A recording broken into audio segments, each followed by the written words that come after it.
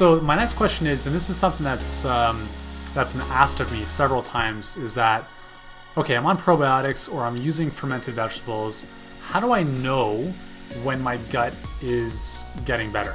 Like, what are there symptoms, or are there specific stool tests, or like how does somebody know?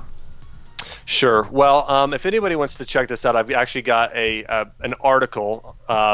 I'm trying to think of the exact title, but it's on poop, what your stool should look like. So if you just look up Dr. Axe poop, pretty funny. But yeah, I mean, if you look that up, you're going to find exactly what a healthy stool movement should look like. But really, it's typically you should be going 1 to 3 times a day.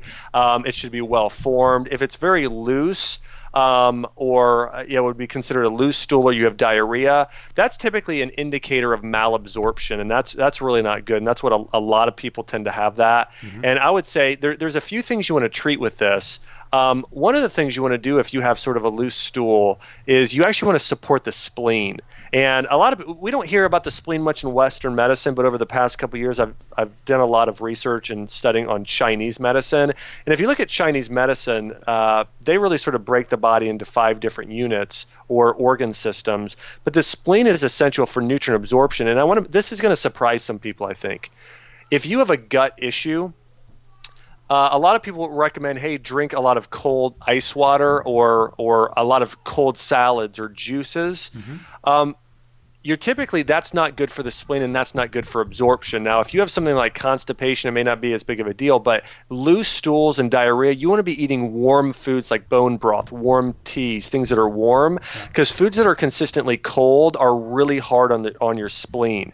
And so, again, you really want to support absorption, which the spleen is one of along with your small intestine, is the other organ that's chiefly responsible for that. And so again, you want to be doing only room temperature things or things that are warm. And so that's one of the things I think if you have more of a loose stool. Also doing a little bit of clay, maybe a teaspoon a day of clay for a couple weeks, like can actually help. Bentonite clay, or a bentonite clay, would be ideal, can help.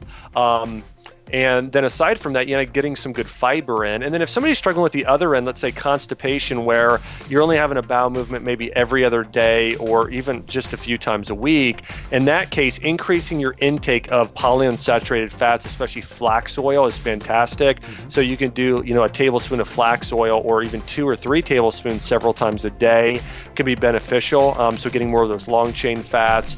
Also, really hydration.